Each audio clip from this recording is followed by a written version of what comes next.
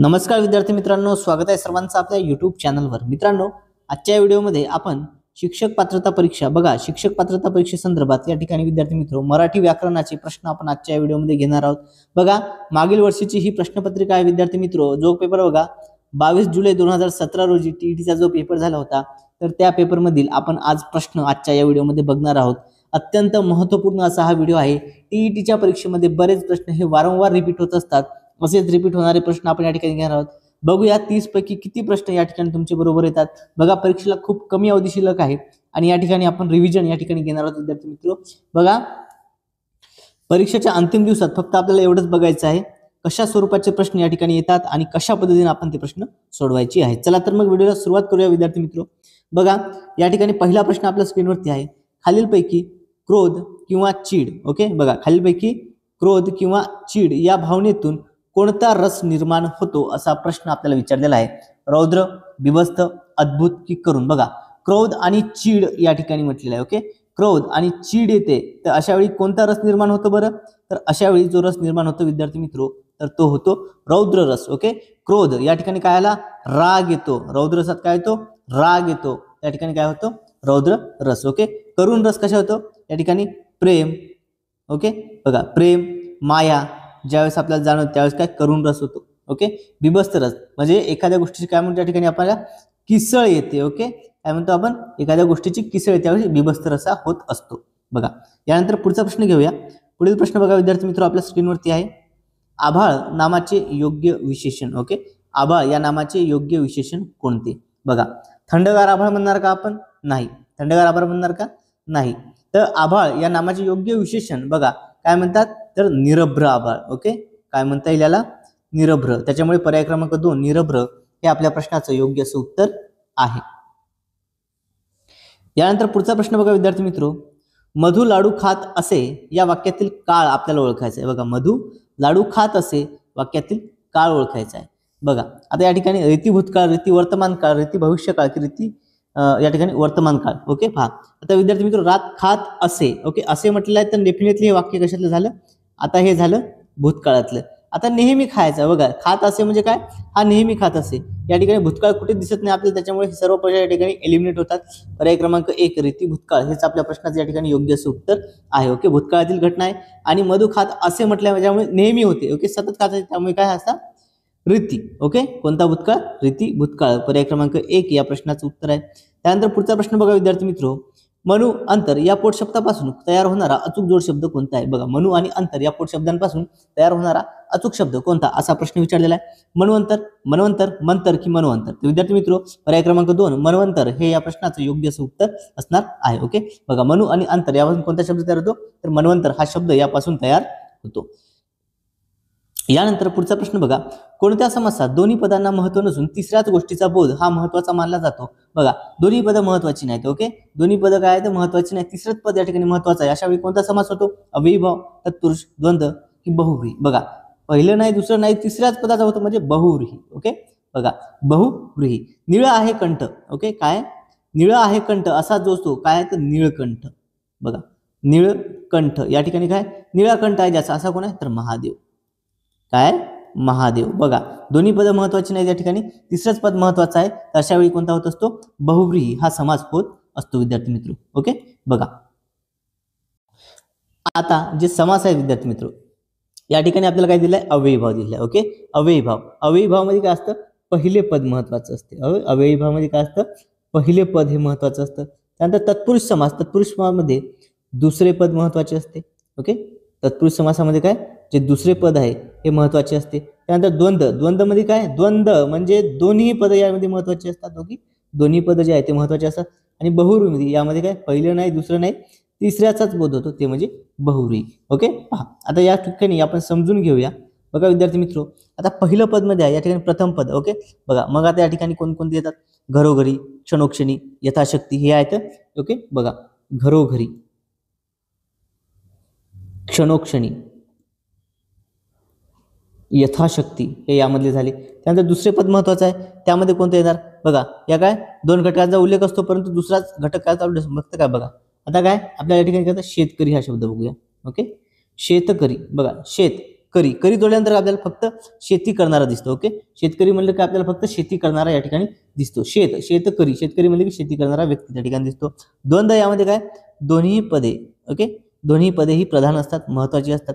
म्हणजे या ठिकाणी काय म्हणतात आपल्याला, कोणता म्हणता येईल, आई वडील. बघा, आई वडील. ओके, द्वंद्व समासामध्ये आई वडील. त्यानंतर अजून म्हटलं तर 15-16.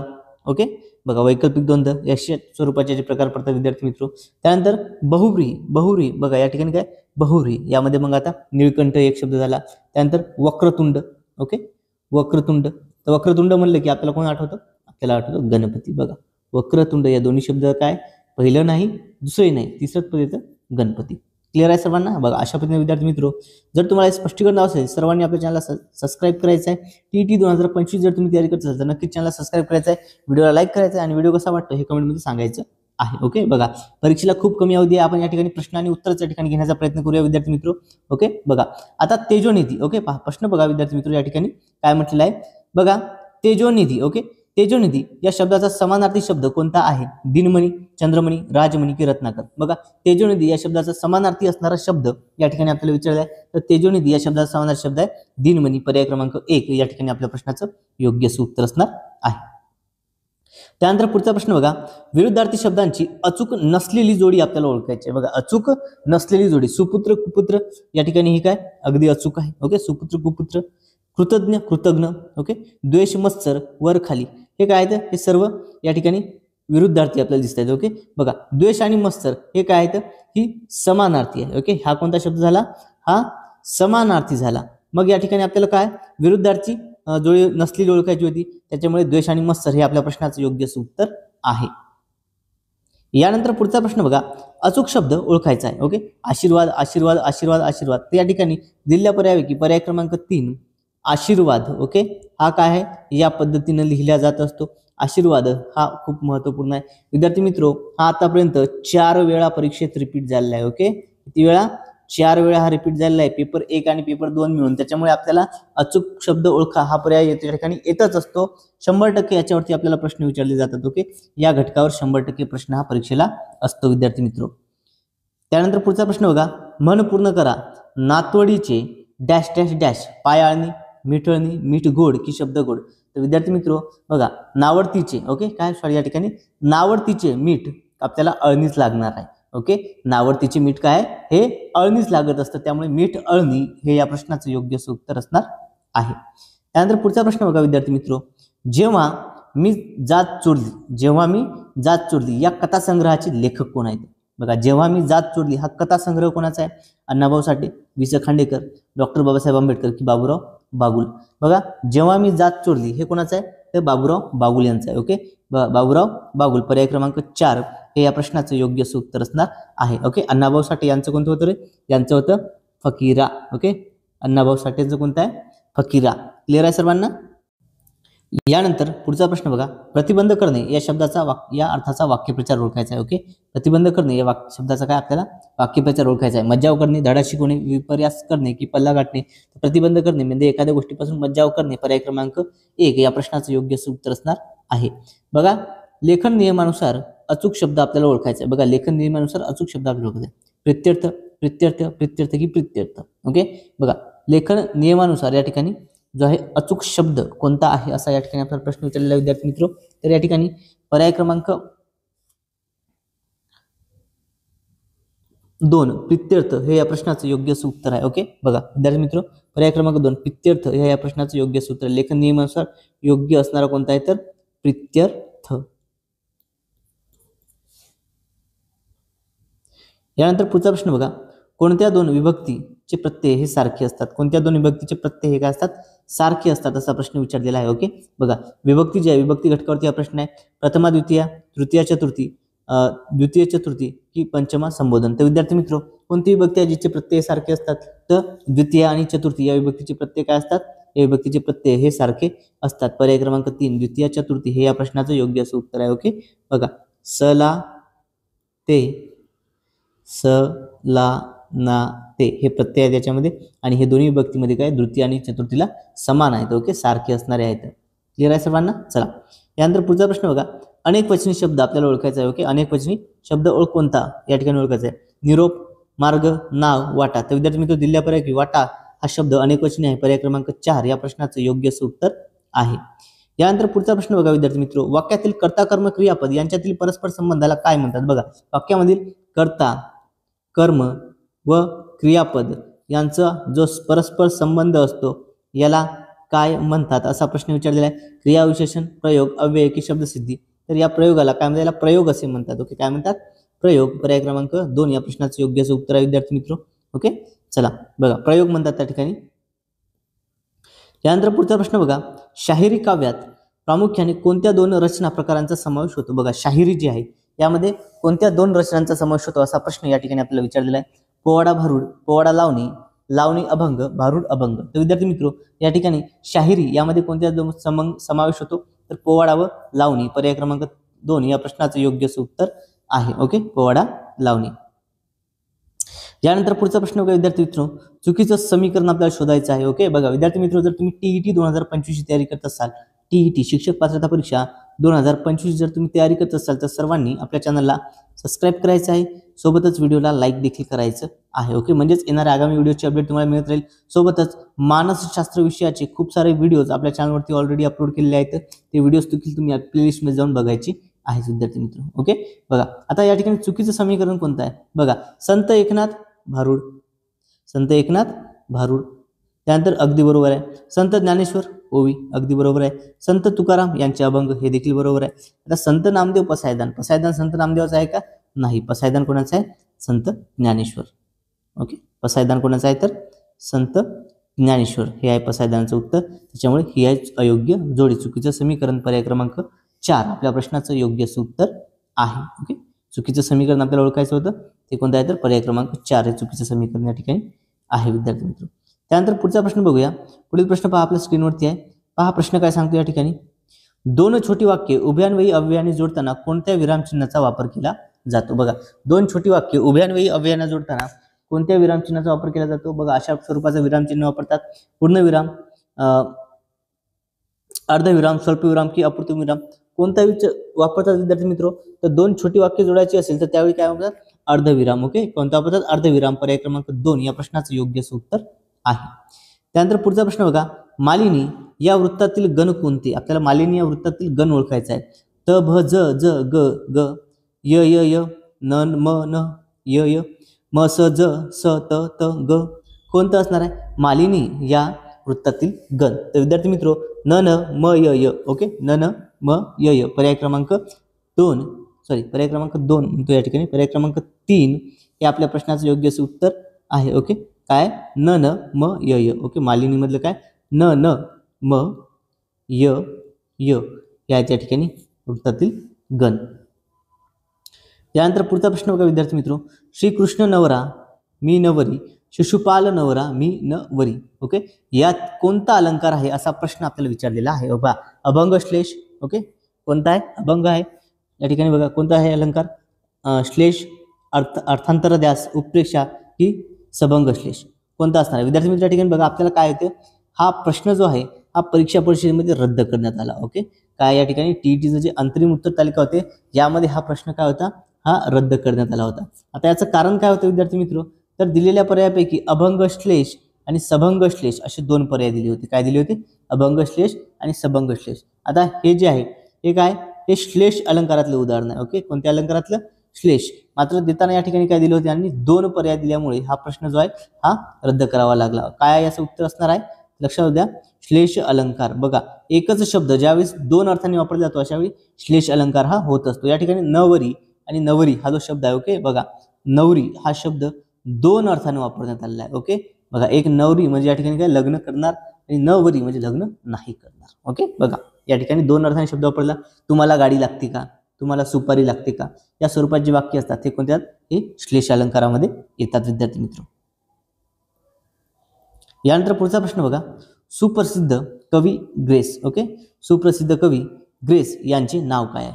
माणिक गोडघाटे, सीताराम गोडघाटे, मिथिला गोडघाटे की राघव गोडघाटे. तर विद्यार्थी मित्र, ग्रेस यांचं नाव काय? माणिक गोडघाटे. काय? माणिक गोडघाटे हे यांचं नाव आहे.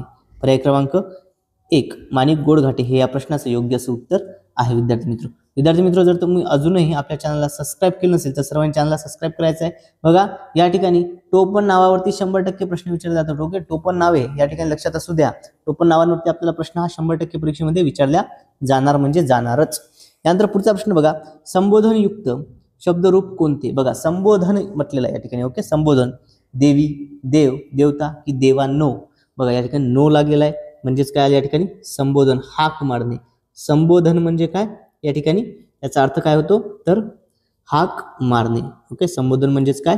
हाक मारणे। पर्याय क्रमांक 4 देवांनो हे या प्रश्नाचं योग्य उत्तर आहे। यानंतर पुढचा प्रश्न बघा, ढग दाटून आल्यामुळे पाऊस पडण्याची शक्यता आहे, हा वाक्यप्रकार कोणता आहे? या ठिकाणी आपल्याला वाक्यप्रकार ओळखायचा आहे। ढग दाटून आल्यामुळे पाऊस पडण्याची शक्यता आहे, हा कोणता वाक्यप्रकार झाला? मिश्र वाक्य, केवळ वाक्य, संयुक्त वाक्य की वाक्य संकलन? बघा ढग दाटून आल्यामुळे पाऊस पडण्याची शक्यता आहे, हे आहे केवळ वाक्य। पर्याय क्रमांक 2 केवळ वाक्य हे या प्रश्नाचं योग्य उत्तर असणार आहे। यानंतर पुढील प्रश्न बघा, अनुक्रम या शब्दातील उपसर्ग ओळखा। बघा अनुक्रम या शब्दातील उपसर्ग ओळखा। अन, क्रम, अनु की अ? बघा या ठिकाणी विद्यार्थी मित्र, अनुक्रम या शब्दातील आपल्याला काय उपसर्ग ओळखायचा आहे। बघा या ठिकाणी आपल्याला काय या ठिकाणी एक आपण संकल्पना समजून घेऊया। ओके, पहा या ठिकाणी 100% आपल्याला प्रश्न हा असतो। ओके, 100% या टॉपिकवर प्रश्न येतात आपल्याला। ओके, एक तर आपल्याला उपसर्ग विचारणार किंवा प्रत्यय विचारणार। बघा या दोनपैकी एक घटक विचारणार। आता उपसर्ग म्हणजे काय? शब्दाच्या आधी लावला जाणारा।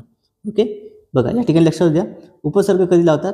हा पूर्वी लावला जातो। ओके, पूर्वी म्हणजेच काय या ठिकाणी? हा अगोदर असतो। काय असतो? अगोदर। आणि प्रत्यय काय लागतात? नंतर, म्हणजेच शेवटी लागतो। बघा मग आता या ठिकाणी अनुक्रम यामध्ये आपल्याला काय विचारलेलं आहे? उपसर्ग ओळखा। मग क्रम हा नंतर आहे, याच्या आधी काय? अनु, त्याच्यामुळे पर्याय क्रमांक 3 अनु या प्रश्नाचं उत्तर आहे। जर आपल्याला प्रत्यय म्हटलं असतं तर या ठिकाणी काय उत्तर राहिलं असतं? क्रम राहिला असता। हा काय आला असता? मग या ठिकाणी प्रत्यय झाला असता। ओके, क्लिअर आहे सर्वांना? बघा हा टॉपिक सर्वांनी व्यवस्थित लक्षात ठेवा। हा या ठिकाणी IMP प्रश्न आपण म्हणूया। 100% हा प्रश्न तुम्हाला पेपरमध्ये दिसणार म्हणजे दिसणार। ओके, चला यानंतर पुढचा प्रश्न बघा, वडील मंडळीस, ओके, वडील मंडळीस पत्र लिहिताना कोणता मायना लिहावा? वडील मंडळीस पत्र लिहिताना कोणता मायना लिहावा असा प्रश्न या ठिकाणी आपल्याला विचारलेला आहे। तीर्थस्वरूप, तीर्थरूप, तीर्थरूप की तीर्थस्वरूप? तर विद्यार्थी मित्र या ठिकाणी ज्यावेळेस वडील मंडळींना पत्र लिहितात त्यावेळेस काय लिहितात? तीर्थरूप। ओके, काय लिहितात? तीर्थस्वरूप लिहितात। सॉरी, पर्याय क्रमांक 4 तीर्थस्वरूप हे या प्रश्नाचं योग्य उत्तर असणार आहे। यानंतर पुढचा प्रश्न बघा, पुस्तक या शब्दातील अचूक लघुगुरुक्रम ओळखायचा आहे। ओके, पुस्तक या शब्दाचा अचूक लघुगुरुक्रम आपल्याला ओळखायचा आहे। तर विद्यार्थी मित्र लघुगुरुक्रम कोणता आहे पुस्तकाचा? तर बघा पु या ठिकाणी रस्व आहे। ओके, त्यानंतर स्तक या ठिकाणी काय? तर मग या ठिकाणी पर्याय क्रमांक 1 या प्रश्नाचं योग्य उत्तर असणार आहे। त्यानंतर पुढचा प्रश्न बघा, मराठी वर्णमालेत, ओके, मराठी वर्णमालेत किती स्वरादी आहेत? मराठी वर्णमालेत किती स्वरादी आहेत असा प्रश्न या ठिकाणी आपल्याला विचारलेला आहे। बघा 1, 12, 2 की 48? तर विद्यार्थी मित्र या ठिकाणी आपलं जे मराठी वर्णमाला आहे आपल्या मराठी वर्णमालेत किती आहेत? एकूण 2 स्वरादी आहेत। ओके, कोणत्या आहेत? आणि आहा। ओके, हे काय आहेत? हे 2 आपल्या मराठी वर्णमालेत स्वरादी आहेत। पर्याय क्रमांक 3 या प्रश्नाचं योग्य उत्तर असणार आहे। ओके, 2 स्वरादी किती आहेत? 2। ओके, बघा या ठिकाणी स्वर म्हटलं लक्षात द्या 14। यानंतर परवर्ण जे आहेत स्वरादी म्हटलं तर 2च या ठिकाणी येतात। बघा विद्यार्थी मित्रो, आता हे प्रश्न सर्व झाले। आता आपल्याला या ठिकाणी पेपरमध्ये उतारा आणि त्यावर आधारित प्रश्न हे विचारले जातात। ओके, उतारा आणि त्यावर बघा उतारा वाचून खाली दिलेल्या शब्दांचे 58 ते 60 हे जे प्रश्न असतात हे या ठिकाणी आपल्याला उतार्यावरती दिसतात। विद्यार्थी मित्रो या स्वरूपाचा आपल्याला उत्तर दिलेला आहे। खरं मुलं ही काय हुशार मुले ही परमेश्वराची देणगी होय, अशा असामान्य मुलांना वाटतात। उतारा हा व्यवस्थित नीट वाचायचा विद्यार्थी मित्रो, त्यानंतर आपण प्रश्न सोडवायचे आहेत। बघा या ठिकाणी उतार्यातून कोणत्या मुलाचे अभिनंदन केलेले आहे? विद्यार्थी मित्रो उतारा व्यवस्थित आता दिसतं की उतार्यातून कोणत्या मुलांचे अभिनंदन केलेलं आहे? बरं तर उतार्यामधून या ठिकाणी हुशार मुलांच्या पालकांचे अभिनंदन केलेले आहे। कोणाचे? हुशार मुलांच्या पालकांचे। ओके, या ठिकाणी पर्याय क्रमांक 4 या प्रश्नाचं योग्य उत्तर आहे। त्यानंतर चव चाखणे याचा अर्थ काय होतो? तर विद्यार्थी मित्रो चव चाखणे याचा अर्थ काय आहे? बरं तर चव चाखणे याचा अर्थ होतो ते म्हणजे या ठिकाणी अनुभव घेणे। ओके, चव चाखणे म्हणजे काय? अनुभव घेणे। पर्याय क्रमांक 3 याचं योग्य उत्तर आहे। त्यानंतर राष्ट्रीय संपत्ती, ओके, राष्ट्रीय संपत्ती म्हणून कोणाचा उल्लेख केलेला आहे? ओके, पहा विद्यार्थी मित्रो राष्ट्रीय संपत्ती म्हणून कोणाचा उल्लेख केलाय तर बुद्धिमान व कल्पक मुलांचा उल्लेख राष्ट्रीय संपत्ती म्हणून केलेला आहे. ओके, ही सर्व काय आहेत, ही सर्व देशाची राष्ट्रीय संपत्ती. बघा या ठिकाणी परीक्षेत जर व्यवस्थित वाचला तर आपल्याला या ठिकाणी सर्व प्रश्नांचं उत्तर जे आहे अगदी व्यवस्थितरित्या मिळतं. त्यामुळे प्रश्न काय आपल्याला व्यवस्थित वाचावा लागेल. ओके, बघा आता याच्यामध्ये बघा काय लिहिले बघा, राष्ट्राची संपत्ती मानून बुद्धिमत्ता व कल्पकता विकसित करावी. बघा क्लिअर आहे सर्वांना. या स्वरूपाचं बघा नशीबवान कोण आहे तर पालकांसाठी हा लेख प्रपंच.